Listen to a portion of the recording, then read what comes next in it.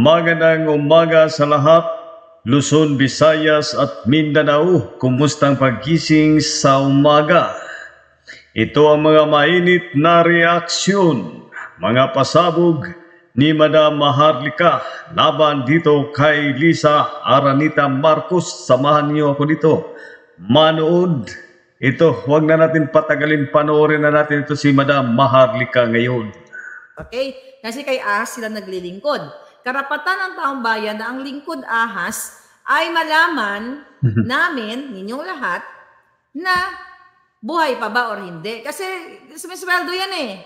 Di ba? Kahit na agaw buhay sumisweldo. So, dapat malaman. Katulad ni Remulla, itinago nila. Di mga satanas talaga. Pakita natin to si ahas. O, si ahas, nagpalabas na sila ng picture. Tignan natin. Post natin si ahas. Tignan niyo yan, ha? O, nagpalabas si ahas ng picture, mga palangga. Okay? O, nakita niyo yan. Napalakihan natin. Naka-side view. O, naka-side view si ahas. Anong sa tingin niyo? Ayan, naka-side view si ahas. So, tinitignan ko at binabalikan natin yung kanyang...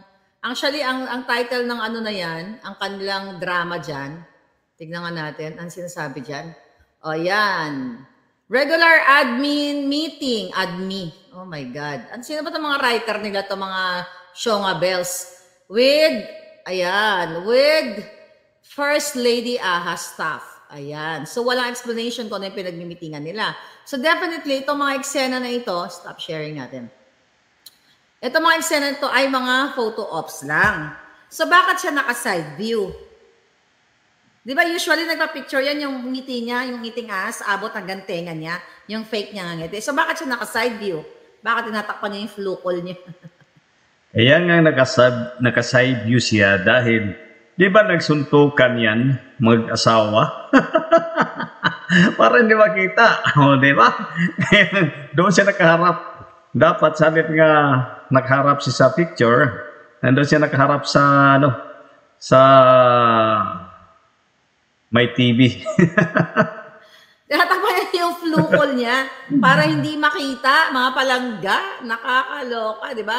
Nakawig ang ahas, di ba? Stock photos lang yan, sabi ni Rachel. Well, sa kasinungalingan ng mga ito, hindi mo alam kung ano ang totoo. Naka-side view, ayaw ipakita. Kasi ba't ka naka-side view? Bakit back shot? Di ba? Bakit nakatalikod? Bakit hindi ipakita yung mukha niya? Di ba? Nag-post pa. Sabi ni Karma, para hindi makita yung flukol. Parang fake yung photo, parang bata. Well, fake. Alam niyo naman na fake itong gobyernong ito. Peke, lahat ng pinapakita sa inyo, lahat kasinungalingan. So the fact na kung totoo man, itong picture na to, kung today's picture, bakit nga naka-side view? Bakit tinatakpan nga niya yung kanyang tahi dito? At sabi ni Edita Go ay sobrang fake. So ngayon mga kababayan, napag-alaman din natin na nagiinit na sila, galit na itong Malacanang dahil sa mga in-expose natin. Lalo na yung natataranta sila dito sa pulburon. Okay? Hindi nila, naggumagapang sila at gusto nilang makuha kung ano yung ebidensyang hawak natin. Okay? Ang sabi ko sa inyo, nasa exciting part na tayo. Sabi ni Crisostomo Ibarra, flukol talaga ha, bagong bukyabo. Ay, credit yung flukol, credit to Pebbles Salakera, siyang nag-invento niyan ha. Siya may pauso niyan. So, sakyan na natin kasi maganda naman. Ngayon, naalarma na ang Malacanang, okay? Ang pinaugaran ng ahas. Especially doon sa lahat na expose natin. But yung pinakamabigat, yung kasabwat si Lisa Tanas sa extraction, illegal extraction o pandurukot, pang-kidnap doon sa mga bata. So gumagawa sila ng paraan ngayon, gumagapang sila kung paano na tayo lahat paano nila i-counter, paano nila patayin yung issue. At isa nga sa mga pinapatay nilang issue, mga palangga, yung pulburon at itong pagkasangkot ni Lisa Tanas sa kidnapping, atakihin ang Duterte. Okay, atakihin ang Duterte at i-highlight ang pambubuli ng China. Yan ang ina-highlight nila kasi syempre, yan ang proyekto ni Marcos Jr. at Lisa Tanas. Yan ang ang basbas sa kanila. Ngayon, side view ang vocal, sabi ni Evil. Okay? Sabi ni Rachel Dib, sa laki ng sarili ng buto, di yan maglalabas sa attend ko na ng meeting with halatang tahi at flukol, sabi ni, yeah, posible. Ngayon, so natataranta sila at talagang, ayon sa ating puting sa Malacanang, gigil na gigil si Lisa Tanas. You know, yan yung mga kasabot niyang mga smuggler, mga sindikato. Kaya talagang pinapahunting na nila ako dito sa Jamaica. Di ba? Alam niyo na yan, December pa lang binukwelya ko na nag-hire sila ng mga hitman para ipa-chorba ako. Maliban pa dun sa mga harassment cases nila sa akin, ba't hindi tayo aatras? But you have to know, dahil sobrang effective ng ating expose dito, talagang gigil na gigil si Lisa Tanas dahil nakakaramdam siya na matatanggal na sila sa pwesto. Kaya naman, itong si Browner, itong si AFP Browner na ito, ay gumagawa ng mga peking intelligence report.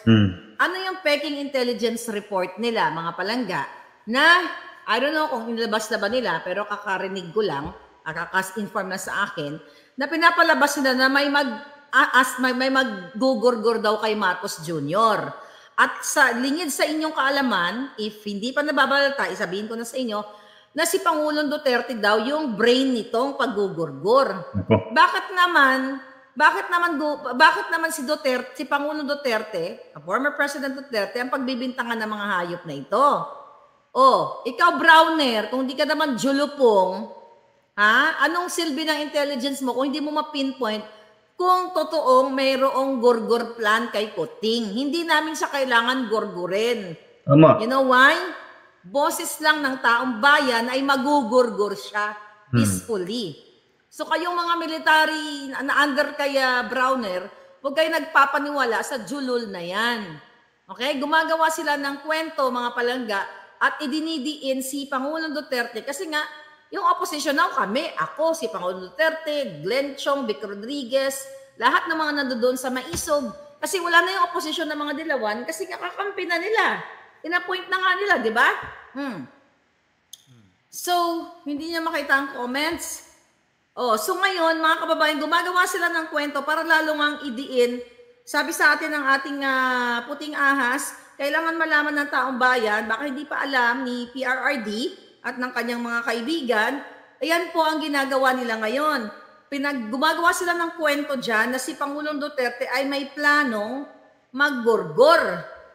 Ano naman, nakita niyo naman si Pangulong Duterte, kaya pa bang yung manggurgur yan? O si Lisa kayang manggurgur. Si Lisa Tanas lahat ang nanggigipit, mga kababayan. So, ngayon, ang tinatarget nila ngayon, si Pangulong Duterte, kaya you have to be what? Kailangan yung mag-speak up. Dahil kawawa naman, si Pangulong Duterte na ginawa niya nung kanyang panahon, gurgurin ang mga sindikato. When I say gurgurin, not literally, but gurgurin yung kanilang mga illegal business at pagbayarin yung mga tax evaders.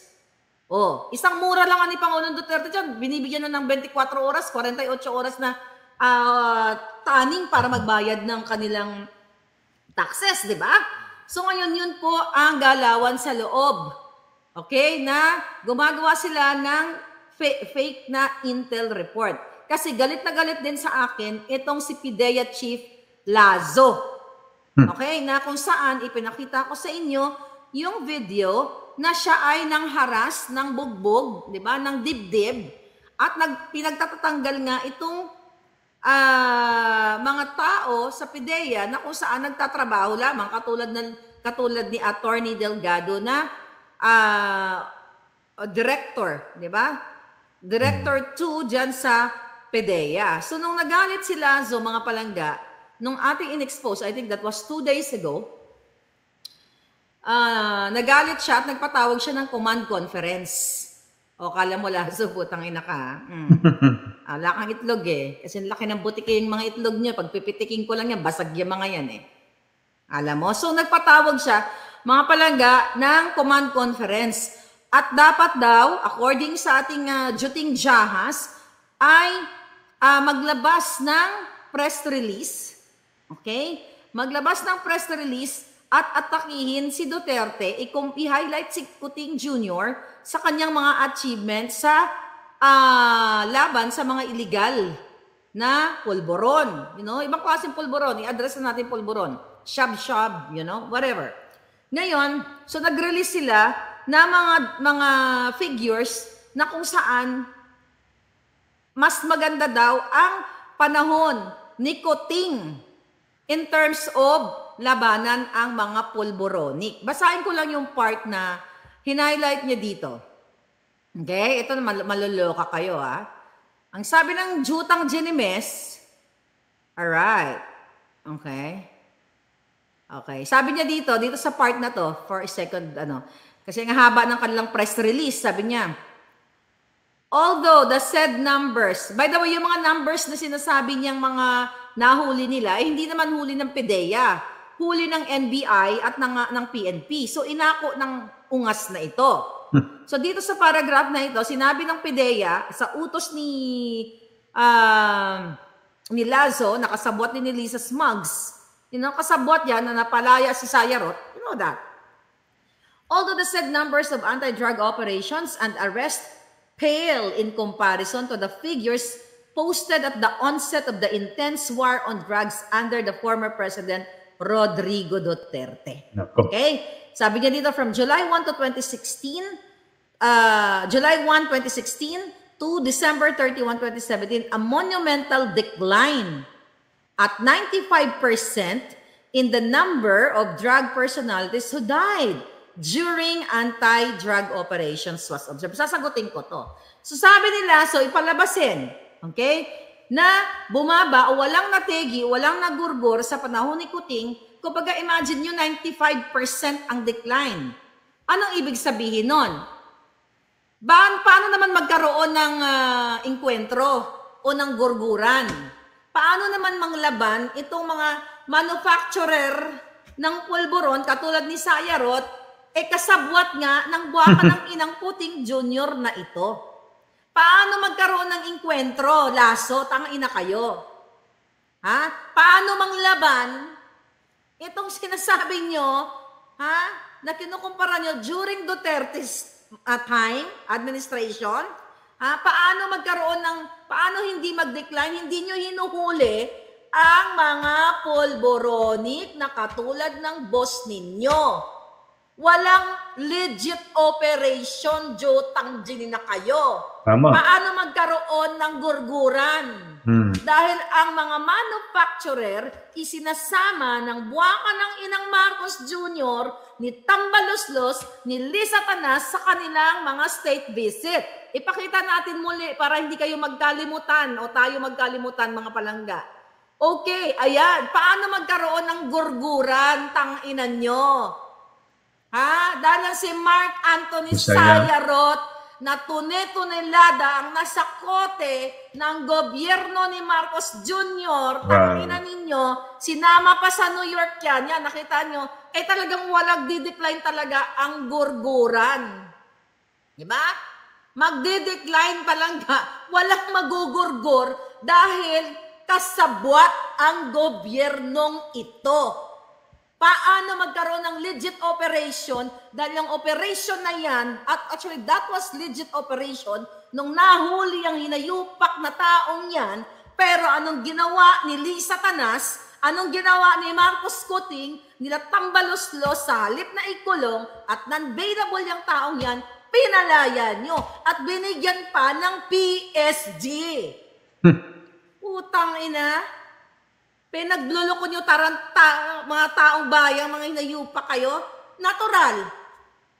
O, alam ka namang manglaban, alam ka naman lalaban si Sayarot, sarap ng buhay niya. Kasama niya presidente, pulboronic, session. O, libre pa ng taong bayan ang kanyang pamasahe, pagkain, lahat. May kickback, may kita pa sa kanilang illegal business. O, naman, di siya talaga magde-decline. And para sa kaalaman ng taong bayan, yung mga nanghuli, ulitin ko, pinalaya at what? Nirelieve at tinanggalan ng trabaho ng baka ng inang Lasso na to.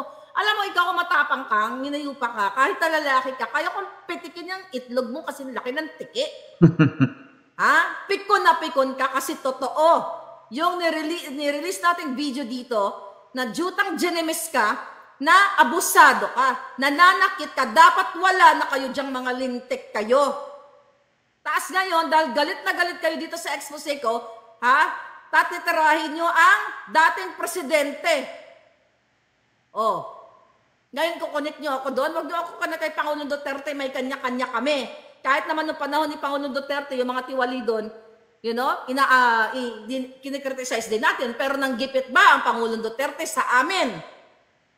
Sa aming mga kritiko, sa aming mga vloggers, yung mga buwaka ng ina ninyo, imbes na mag-abala kayo para huliin itong mga jutang genemis na mga sindikato, mga pulboronik, abala kayo sa paghuli, sa pagtanim ng kaso sa amin. Kay General Macanas, lahat nagkriticize sa inyo mga jutang genemis kayo. Ha? Abala kayo sa pagpapatahimik, pag sa shutdown ng Facebook namin, imbes na i-shutdown nyo itong mga illegal pulboronik na itong mga hinayupa kayo, natural, talagang babagsak yan, magde-decline talaga. Yung sinasabi nyo compared to Pangulong Duterte, decline to 95%, nakwash casualties, o yung mga nagbuwis buhay, walang magbubuwis ng buhay kasi sa halip, they're part of the syndicate government, of the mafia. Gets nyo? Ulul ka? Laso? Tapos ano nangyari? Anong pinagmamalaki mo mga figures, hindi ko nababasahin? PNP, kayo dyan. May yung matino. Siyempre, wag yung alagad ni Anacorda. Yung hayop na yan, dapat retired na yan. Bakit na si by the way, bakit si Anacorda nandiyan dyan pa rin? Bakit Anacorda, Kuting, hindi pa tapos ang negosyo nyo sa illegal na pulburon? Kaya hindi mo pa mapalit-palitan yan si Anacorda dahil kailangan muna tapusin nyo ang inyong mission accomplished, ang inyong mga pulboronic business, natural. Wala talagang magbubuwis ng buhay ng mga sindikato. Kasi nga protektado ninyong mga giatay kamo.